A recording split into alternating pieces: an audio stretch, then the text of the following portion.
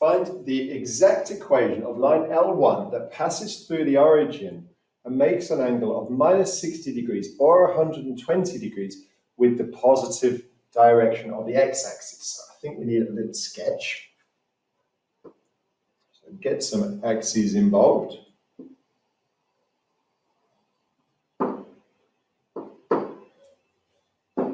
X and Y.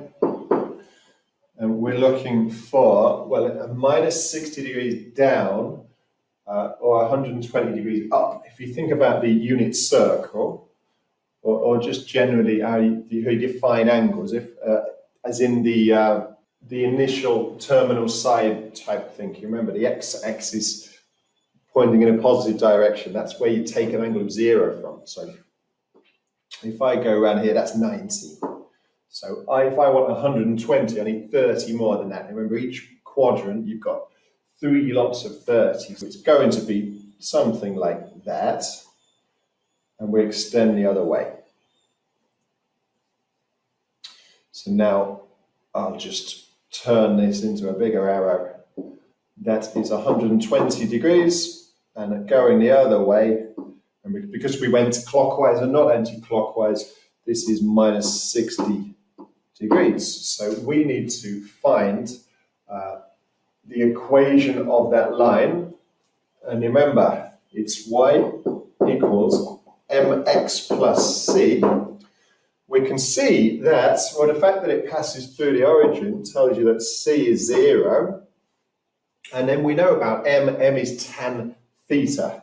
So m equals tan 120. Or m equals tan -60. So this is a nice value, actually. When I say nice, I mean exact. You can do it without a calculator. So if you just remember on your unit circle, we know 120 is here, or -60. We can reflect back into here. This key angle is 60 degrees. You should know from your hands or otherwise that tan 60 is, well, let's just draw the hand. Tan 6, remember 0, 30, 45, 60.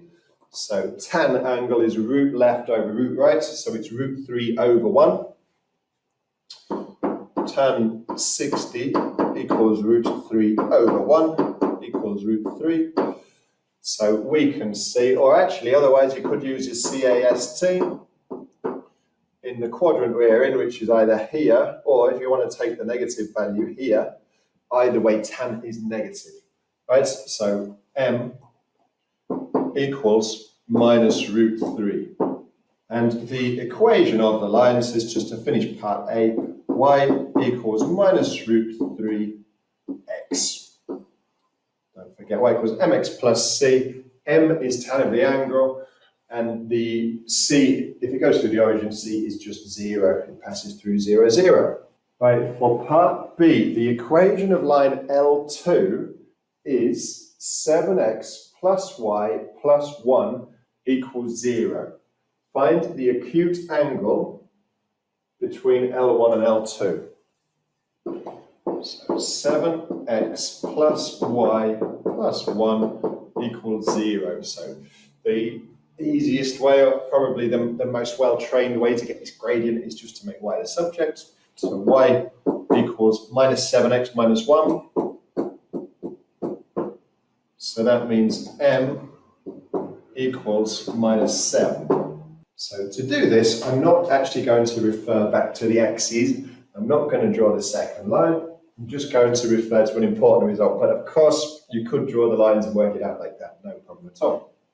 But theta, as in the angle between two lines, where you know the gradient of each line, is the absolute value of the inverse tan of the gradient of the first line minus the inverse tan of the gradient of the second line. Now, because we're doing absolute values, it doesn't matter which one you pick as the first line and the second line. So in our case, I'm just going to use the lines that we've been given. So it can be the absolute value of the inverse tan. Well, the gradient of the first line was -root 3.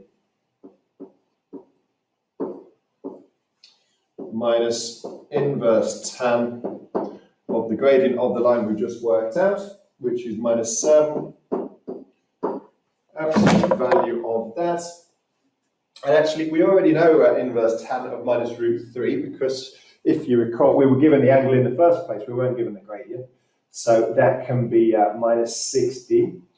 So that can be the absolute value of minus 60 minus inverse tan of minus 7. We're going to have to go to the calculator. So inverse tan of minus 7 gives us an answer of minus 81.9.